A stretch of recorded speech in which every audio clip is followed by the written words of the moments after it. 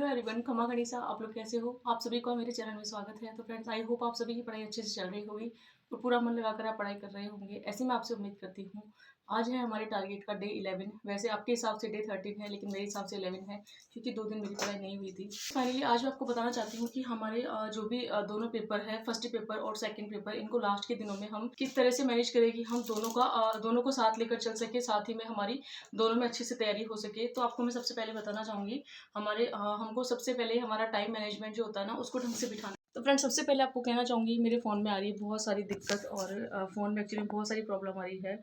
ख़राब भी हो गया, इसको मैं दिखाने भी गई थी, आपको मैंने बताया था कल के ब्लॉग में, लेकिन फिर भी ये पूरी तरह से सही नहीं हुआ है, इसमें ब्लॉग नहीं बना पा रही हूँ मैं। तो मुझे ऐसे हाथ में पकड़ कर ब्लॉग बनाना पड़ रहा है, क्योंकि इसका जो कवर जो होता है ना, वो हट रहा है बार-बार फ़ोन से, तो कैमरा ढंग से नहीं हो पा रहा है। खैर कोई बात नहीं, मैंने आपसे कहा था कि हाँ, मेरे ब्लॉग डेली आएँगे, तो मैं कोशिश कर रही हूँ ब्लॉग बनाने की। तो फ्रेंड्स, फाइनली आपको कहना चाहूँगी कि हम दोनों पेपर को किस तरह से मैनेज करें कि जैसे फर्स्ट पेपर हो और सेकंड पेपर, दोनों को हम साथ में लेकर चल सकें। तो सबसे पहले हमें यही करना है कि जो हमारा टाइम मैनेजमेंट होता है, उसको ढंग से बिठा के रखना है कि हमारा क्या टाइम टाइम मैनेजमेंट होना चाहिए, ताकि हम दोनों पेपर को अच्छे से कवर कर सकें। तो फर्स्ट पेपर आपको कहना चाहूँगी, किसी का फर्स्ट पेपर बहुत अच्छा होता है, किसी का सेकंड पेपर बहुत अच्छा होता है। तो सबसे पहले हम खुद से क्वेश्चन करना है कि हमारा कौन-सा जो पार्ट है वो अच्छा है, या मतलब स्ट्रॉन्ग है, अगर मैं आपको कहूँ तो। तो अगर आपका सेकंड पेपर स्ट्रॉन्ग है ना, तो आप फर्स्ट पेपर पर थोड़ा ज़्यादा ध्यान दीजिए, और अगर आपका फर्स्ट पेपर थोड़ा स्ट्रॉन्ग है, तो सेकंड पेपर थोड़ा स्ट्रॉन्ग है, तो सेकंड पेपर आप ज़्यादा ध्यान दीजिए। और वैसे हमको दोनों को साथ में लेकर ही चलना है, लेकिन जिसका वीक पॉइंट है ना, उस पर आप ज़्यादा ध्यान दे सकते हैं।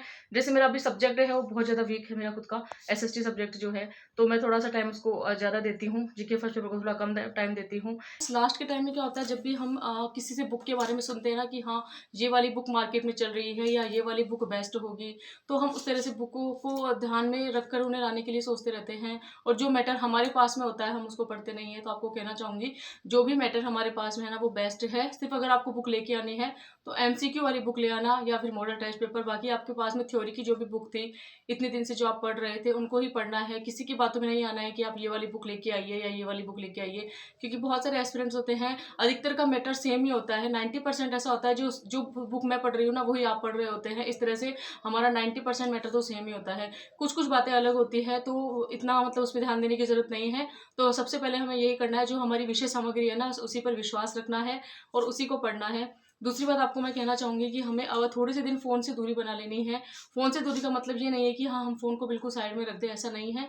बहुत सारे एस्पिरेंट्स होते हैं जो बीच में ब्रेक लेते हैं, उस टाइम फ़ोन को देखते हैं। तो आपको कहना चाहूँगी कि आप फ़ोन से बिल्कुल इस तरह से दूरी बना लीजिए, जिससे कि आपको अंदर से आवाज़ आनी चाहिए कि हाँ, फ़ोन के चक्कर में मेरा टाइम ख़राब नहीं हो रहा है, और इस फ़ोन की वज़ह से मैं अपने टाइम को ख़राब नहीं करूँगा या नहीं करूँगी। तो बस जितना आपको टाइम मिलता है, पूरे जैसे 24 घंटे हमारे पास में होते हैं, 7-8 घंटे आप सोने के निकाल दीजिए। उसके अलावा भी आप एक टाइम सेट कीजिए कि हाँ, पूरे दिन के अंदर सुबह से लेके रात तक 24 घंटों के अंदर मुझे सिर्फ़ 1 घंटा फ़ोन देखना है। तो 1 घंटा या पौन घंटा इतना ही फ़ोन देखना है, तो आपका टाइम मैनेजमेंट अच्छे से हो जाएगा और पढ़ाई के लिए आप ज़्यादा टाइम निकाल पाओगे। और एक आपको मैं कहना चाहूँगी कि जो साइकोलॉजी सब्जेक्ट है ना, बहुत सारे एस्पिरेंट्स होते हैं जिनको साइकोलॉजी की भी मतलब सब्जेक्ट में इतना स्ट्रॉन्ग अपने आप को नहीं बना पाते हैं। तो उनके लिए कहना चाहूँगी, साइकोलॉजी सब्जेक्ट को आप डेली पढ़ना शुरू कीजिए। जैसे-जैसे आप डेली पढ़ने लगोगे सब्जेक्ट को, आपको सब्जेक्ट अच्छा लगने लगेगा, और साथ में बहुत सारी जो बातें हैं वो आपको समझ में आएगी, और समझ पर आधारित आपको क्वेश्चंस भी करने हैं उनके साथ में, एमसीक्यू वगैरह, जिससे कि आपकी साइकोलॉजी के प्रति थोड़ी-सी समझ बढ़ सके। और साइकोलॉजी एक ऐसा सब्जेक्ट होता है जिसमें हमें थोड़ी-सी चिंतन-मनन करने की ज़रूरत होती है, और थोड़ा हमें उनके सारे कॉन्सेप्ट वगैरह को समझना पड़ता है। कौन से वैज्ञानिक ने क्या कहा है, किस बारे में कहा है, ये सब हमें जानने की थोड़ी-सी ज़रूरत होती है। तो साइकोलॉजी डेली पढ़ने वाला सब्जेक्ट है, जिससे आप चाहे आधा घंटा, 1 घंटा दे सकते हैं, जैसे हम करंट अफेयर को देते हैं। और एक आपको कहना चाहूँगी, इसमें जो करंट अफेयर्स है वो आपको जनवरी की बाद वाले ही हम पढ़ेंगे, पहले वाला नहीं पढ़ेंगे। एक्चुअली में हमको पढ़ना तो वैसे साल भर का चाहिए, लेकिन फिर भी हम 6 मंथ का करंट अफेयर्स ही पढ़ेंगे। और बस यही कहना चाहूँगी, जिस तरह से आप हाँ, सबसे बड़ी आपको बात ध्यान में रखनी है कि हमें रेगुलर पढ़ाई करनी है। एक भी दिन खराब नहीं करना है कि हाँ, हम हमें लगेगा कि आज का हमारा ये दिन खराब हो गया है। अब जैसे किसी का मजबूरी में दिन खराब हो जाए, मान लो किसी की तबीयत खराब है, किसी को कहीं डॉक्टर वगैरह के जाना है, वो बात अलग होती है, लेकिन अदरवाइज़ आप अपना कहीं इधर-उधर आने-जाने में टाइम खराब मत कीजिए, क्योंकि ये लास्ट के दिनों में भी हम बेहतर से बेहतर कर सकते हैं खुद को, और अच्छे से अच्छा प्रयास कर सकते हैं, अगर थोड़ा-सा हम रेगुलर कंसिस्टेंसी बनाकर रखेंगे तो हमें अध्ययन जो है वो नियमित करना है, और डेली हमें स्टडी करना है। ये आप बात मेरी ध्यान रखना। और आपको कहना चाहूँगी, हमें जैसे कि हाउसवाइफ होती है तो वो इतना सारा टाइम नहीं निकाल पाते कि 7-8 घंटे अपने सब्जेक्ट को हम दें और 5-6 घंटे हम फर्स्ट पेपर को दें। इतना तो आप भी अच्छे से जानते हैं, मैं भी अच्छे से जानती हूँ, तो हमें इतना टाइम नहीं मिलने वाला है। लेकिन आपको कहना चाहूँगी 6 या 7 घंटे आप भी अच्छे से निकाल सकते हैं, क्योंकि आपको जो भी आपके रेगुलर के काम होते हैं ना, उनको आप जल्दी उठिए। सुबह मॉर्निंग में आप 4 बजे उठ के अपना काम करना शुरू कर दीजिए। जैसे कि मेरा आपको रूटीन बताऊँ, मैंने पहले भी बताया था आपको कि मेरा जो मॉर्निंग वाला रूटीन है, सुबह 4 सवा 4 बजे की समथिंग में उठ जाती हूँ। उठने के बाद में थोड़ा घूमना वगैरह, चाय वगैरह पीने के बाद में अपना नहा धोकर फ्रेश वगैरह होकर और नहा धोकर अपनी पूजा वगैरह करने के बाद में किचन का काम करने के बाद में मैं फ्री हो जाती हूँ। कभी कभी मुझे 8:15 8:30 बज जाते हैं, कभी मुझे 9 भी बज जाते हैं, लेकिन फिर भी मैं टाइम पे फ्री हो जाती हूँ। तो बस आपको कहना चाहूँगी, कुछ आपके ऐसे काम है जिनको आप अवॉइड कर सकते हो, उनको थोड़े दिन अवॉइड कर सकते हैं और अपने लिए टाइम बेहतर से बेहतर टाइम निकाल सकते हैं। जैसे आप सपोज करो कि आपका घर का काम हो चुका 9:30 बजे, अब आप अगर 9:30 बजे भी बैठते हो ना, तो 9:30 से 10:30, 11:30, 12:30, 1:30, 2:30, 3:30, 4:30, 5:30, 6:30, हमारे पास में 9 घंटे हैं, जिसमें आप ब्रेक भी ले लोगे खाना वाना का, या फिर बीच में थोड़ा बहुत ब्रेक भी लेते हो, तो 2 घंटे आप ब्रेक के निकाल दो, तब भी हमारे पास 7 घंटे आराम से बचते हैं। तो हाउस वाइफ को भी कहना चाहूँगी, जो भी घर का काम है उनको संभालते हुए पढ़ाई कर सकते हैं। पढ़ाई के लिए हमें टाइम निकालना पड़ेगा, हमारा खुद का टाइम मैनेजमेंट हमको खुद को करना पड़ेगा। कोई नहीं बताने आएगा कि हाँ इस तरह से टाइम मैनेजमेंट करो तो आपकी पढ़ाई अच्छे से हो जाएगी। तो घर का काम किस तरह से करना है, कौन सा काम जरूरी है, कौन सा काम जरूरी नहीं है, इसका हमें खुद को ध्यान रखना है, इसी तरह से काम करते हुए पढ़ाई करना है। और हाउस वाइफ को कहना चाहूँगी, स्पेशल महिलाओं को, कि वो 6 या 7 घंटे आराम से निकाल सकते हैं घर का काम करते हुए। तो टुकड़ों में पढ़ाई कर लेनी है। 6-7 घंटे हमें जो मिलते हैं उसमें हमारा जो सब्जेक्ट है उसको, अगर हमारा वीक है तो हमें उस पर थोड़ा सा ध्यान देना है, और जो जीके वाला पेपर इस पर थोड़ा सा कम ध्यान देना है। इस तरह से हमें रेशो बनाकर पढ़ना है 60-40 का, कि जो स्ट्रॉन्ग वाला सब्जेक्ट है उसको 60% हमें देना है, और जो थोड़ा सा हमारा कम वीक है उसको हमें 40% देना है। इस तरह से हमें करना है, और एक तरह से टाइम टेबल बना ले। हाँ, एक तो क्या होता है, हम महिलाओं का क्या पता नहीं चलता है कि जो टाइम होता है वो कहाँ चला जाता है, कैसे टाइम निकलता रहता है जल्दी जल्दी घर के कामों में। इसीलिए मैं आपको कहती हूँ, रेगुलर जल्दी उठ के आप अपने घर का काम कर लीजिए, और जो आपको लगता है कि ये काम है कल परसों कर लूँगी, 2 दिन में अपने पढ़ाई को ज़्यादा टाइम दे सकती हूँ, तो आप उसको अवॉइड भी कर सकते हैं। इसी तरह से मैनेजमेंट हमको करना पड़ेगा। साथ में आपको कहना चाहूँगी, सिलेबस को हमें पूरा कवर करना है, मोबाइल से हमें दूरी बनाकर रखनी है। और हाँ, सबसे बड़ी बात, 6-7 घंटे की हमें नींद प्रॉपर लेनी है। ये नहीं कि हमें एग्जाम पास में आ रहा है तो हमारी नींद को खराब कर ले, क्योंकि नींद को खराब करके ज़्यादा दिन नहीं पढ़ पाओगे आप। इससे अच्छा है कि हमारी जो 6-7 घंटे की जो नींद है ना, उसे हमें रेगुलर सोना ही है 6-7 घंटे। तो साथ ही साथ में रिवीजन का बहुत बड़ा रोल है। जितना ज़्यादा आप रिवीजन करोगे उतना ही ज़्यादा अपने आप को बेहतर पाओगे। तो हमें ज़्यादा से ज़्यादा रिवीजन करना है, ताकि हम खुद को बेहतर बना सके।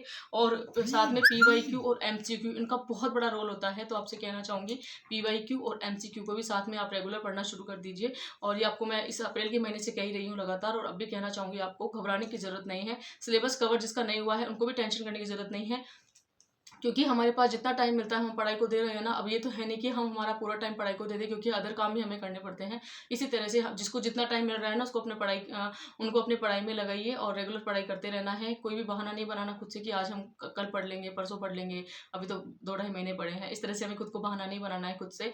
इसी तरह से कुछ बातें ऐसी हैं जिनको हमें ध्यान रखना है। तो फ्रेंड्स, इन बातों का ध्यान रखिए, हमारे फर्स्ट पेपर और सेकंड पेपर को हम मैनेज कर सकते हैं, और दोनों पेपर को हमें साथ में लेकर ही चलना है। क्योंकि बहुत सारे एस्पिरेंट्स होते हैं जिनका सेकंड पेपर अच्छा होता है, वो एग्जाम में फर्स्ट पेपर में अपना फर्स्ट पेपर की वजह से अपना सिलेक्शन नहीं ले पाते हैं, और जिनका फर्स्ट पेपर अच्छा होता है सेकंड पेपर की वजह से सिलेक्शन नहीं ले पाते हैं। तो दोनों का मायने हमारे लिए बहुत ज़्यादा ज़रूरी है। दोनों को ही हमें अच्छे से प्रिपेयर करना ज़रूरी है। जितना हमें टाइम मिलता है हम मैनेज करेंगे, और अपना टाइम मैनेजमेंट ढंग से बनाएंगे। हमारा टाइम टेबल जो होगा वो इतनी अच्छी तरह से हम बनाएंगे कि हम अच्छे से पढ़ाई कर सके। हाँ, और फ्रेंड्स, एक मेरे पास में कमेंट आया था कि दी वीडियो एडिट कैसे करते हैं, आप मुझे बताइए। तो फ्रेंड्स, आपको नेक्स्ट जो मेरा वीडियो आएगा उसमें आपको मैं बताऊंगी किस तरह से मैं वीडियो एडिट करती हूँ। ज़्यादा मुझे वीडियो एडिट करना नहीं आता है, लेकिन इतना आता है कि हाँ, मैं अपना जो व्लॉग है वो आपके सामने प्रेजेंट कर सकूँ। तो फ्रेंड्स, आज का अगर रूटीन बताऊँ तो थोड़ा सा जल्दी बैठ गई हूँ मैं। मुझे आज 8:30 बजे बैठना पड़ गया था पढ़ने के लिए, क्योंकि आज मैंने पोछा नहीं लगाया है, और साथ में मुझे कपड़े वगैरह मैंने तय नहीं किए हैं। 2 काम मैंने अवॉइड किए हैं। साथ ही में सुबह 4 बजे 4:15 की समथिंग उठ के मैंने अपने कपड़े वगैरह धो लिए थे, और जो भी मेरे घर का काम होता है फ्री होकर, किचन वगैरह से फ्री होकर मैं 8:30 बजे फ्री हो चुकी हूँ। मुझे सबसे पहले लगा कि मुझे MCQ पढ़ने चाहिए इकोनॉमिक्स के, क्योंकि अभी तक मैंने थ्योरी वाला मोटे मोटे तौर पर पढ़े हैं। कुछ टॉपिक मैंने छोड़ भी दिए हैं इकोनॉमिक्स में, और मुझे जो इकोनॉमिक्स सब्जेक्ट है SST में बहुत ज़्यादा टफ लगता है। तो मुझे पढ़ने में थोड़ी दिक्कत आती है इसको पढ़ने में, और हमेशा यही होता है कि इसको मुझे इग्नोर करने का मन करता है कि इकोनॉमिक्स को मैं बिल्कुल भी ना पढूं। लेकिन फिर मैंने इंडेक्स को देखा और मुझे पता चला कि इसमें कुछ ऐसे टॉपिक्स हैं जिनको हम आसानी से कवर कर सकते हैं। जैसे आपको बताऊँ, राष्ट्रीय आय की अर्थ अवधारणाएँ, मापन, आर्थिक वृद्धि और विकास, ये टॉपिक ऐसा है जिसे हर कोई इंसान पढ़ सकता है। मुद्रा और बैंकिंग ऐसा टॉपिक है जिसे हर कोई इंसान पढ़ सकता है, मैं भी पढ़ सकती हूँ, चाहे मुझे इकोनॉमिक्स कितनी भी टफ लगे। भारतीय अर्थव्यवस्था का विकास, भारत में आर्थिक सुधार, गरीबी और बेरोजगारी, भारत में शिक्षा, स्वास्थ्य और मानव विकास, और भारत में सतत विकास लक्ष्य है। इस तरह से मैंने इसमें टॉपिक अभी छोड़ दिए हैं। मांग और पूर्ति की अवधारणाएँ, इनकी थ्योरी मैंने छोड़ दी है ना। और केंद्रीय प्रवृत्ति के माप, ये 2-3 ऐसे टॉपिक है जो मैंने छोड़ दिए हैं। बाकी मुझे लग रहा है कि इनको टॉपिक को मुझे कवर करना चाहिए, क्योंकि आज का सिलेक्शन जो होता है ना, वो सब कुछ पढ़ने से ही होता है। अगर हम किसी भी एक सब्जेक्ट को छोड़ देते हैं या इतना महत्व नहीं देते हैं ना, तो फिर उस वो सब्जेक्ट की वजह से हमारा सिलेक्शन नहीं हो पाता है। तो मुझे लगा कि इनके मोटे-मोटे तौर पर मैंने एक बार इनकी थ्योरी को देख लिया है, तो क्यों ना इनके एमसीक्यू वगैरह मैं देखकर थोड़ा-सा अपने आप को स्ट्रॉन्ग बनाऊँ। और इसी तरह से एमसीक्यू वगैरह मैं इसके देख रही हूँ। और साथ ही में सच बता रही हूँ आपको, जब हम एक बार किसी बुक को पढ़ते हैं ना, तो हमें ऐसा लगता है कि कुछ भी नहीं आता है। और आज एमसीक्यू को देखने के बाद मुझे लग रहा है कि मुझे थ्योरी पढ़ने की और ज़रूरत है, मुझे रिवीजन करने की और ज़्यादा ज़रूरत है। इसीलिए तो सब लोग कहते हैं कि रिवीजन का सिलेक्शन के अंदर बहुत ज़्यादा महत्व होता है, क्योंकि एक बार में तो हमें कुछ भी याद नहीं होता है, क्योंकि हम इतने बड़े ज्ञानी नहीं है कि हमें एक बार में सब कुछ याद हो जाए। और आप लोग अच्छे से जानते हैं एसएसटी सब्जेक्ट का सिलेबस कितना बड़ा है, आसानी से हमें सब कुछ याद नहीं होता है। फिर भी मैंने कोशिश की है एक बार मोटे-मोटे तौर पर सिलेबस को पढ़ने की, और इकोनॉमिक्स से कुछ टॉपिक पढ़ने की। साथ ही में अब मैं कर रही हूँ एमसीक्यू इकोनॉमिक्स सब्जेक्ट के, जो कि पढ़ने में थोड़ा-सा मुझे अजीब लग रहा है। और ये लग रहा है कि कहीं मैं इनको रट तो नहीं रही हूँ, लेकिन मुझे रटना नहीं है, मुझे इनको समझना है। साथ ही में मैं इन ऑब्जेक्टिव क्वेश्चंस को देखने के बाद में फिर से थ्योरी को लेके बैठूँगी, और वो मेरा दूसरी बार का रिवीजन शुरू होगा। लेकिन अभी वो शुरू नहीं होगा, क्योंकि मेरे सिलेबस के कुछ इतने टॉपिक बचे हुए हैं, जिनको मैंने आपसे कहा था मैं अप्रैल के महीने में पूरा कर लूँगी, और वो पूरे नहीं हुए हैं। अभी भी हमारे पास में 10 दिन है, तो हमें उनको पूरा अच्छे से करना है। और आज है हमारे टारगेट का डे 11। तो बस इसी तरह से हमें अपने टारगेट को करते तो इसी तरह से हमें अपने टारगेट को कंप्लीट करते जाना है। साथ ही में अपनी पढ़ाई को हमें डेली नियमित रूप से करना है। और आपसे भी बस यही कहना चाहूँगी कि जितना हो सके अपनी पढ़ाई को हमें समय देना है, और अदर कामों में अपने समय को बर्बाद नहीं करना है, क्योंकि ये जो समय एक बार चला गया फिर से लौट कर नहीं आएगा। अभी जो हमारा हम जैसे फरवरी से मंथ से हमने तैयारी शुरू की है, फरवरी, मार्च, अप्रैल 2 ढाई महीने लगभग हमें तैयारी करते हो गए, लेकिन सिलेबस एक बार भी कंप्लीट नहीं हुआ है। इसीलिए आपको कहना चाहती हूँ, सिलेबस बहुत बड़ा है, समय को ज़्यादा से ज़्यादा हमें पढ़ाई में लगाना है। इधर-उधर की बातों में, इधर-उधर लोगों के तानों में हमें किसी में ध्यान नहीं देना है, सिर्फ़ खुद पर ध्यान देना है, खुद पर फ़ोकस करना है, ताकि हम आसानी से सफलता को प्राप्त कर सकें। और इसी उम्मीद के साथ मैं आपको कहना चाहूँगी, आपके पास में जो भी बुक है, जो मैटर है, आप उसे पढ़ते रहिए। हर एक बुक अपने आप में बेस्ट होती है। हो फ्रेंड्स, आपको मेरा व्लॉग पसंद आया होगा, पसंद आया हो, चैनल पर नए हो तो चैनल को लाइक, शेयर एंड सब्सक्राइब कीजिए।